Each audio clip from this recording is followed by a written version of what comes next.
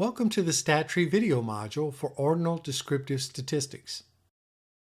After collecting and scoring your data, the next task is visualizing your data with a chart. How you visualize ordinal data depends upon how it was scored. This video will cover just the ordinal variables, such as any ranking variables on your survey. You will need 3 ordinal variables for this demonstration. In looking at the Preferred Entertainment Viewing Survey, Question 1, Ranking Show Preference, is ordinal with 3 nominal values: drama, action, and comedy.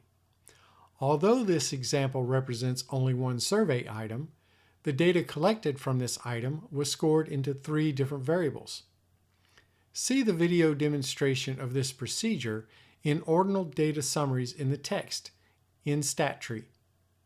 With the PEVS dataset loaded into the global environment in RStudio, you would choose drama, action, and comedy as the 3 variables for the stacked bar chart.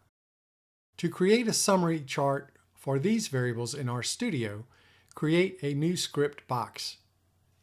In the script box, type in the following code. This code can be copied from the new browser window when you press the script button on the sending page from the StatTree module. For ordinal data stack bar charts involving 2 or more variables, data will need to be reshaped from wide format to long format into a new data frame. A video demonstration of this reshape procedure can be found in StatTree Help. Select the code. Now press the Run icon. R will generate an output in the plot window with the requested chart.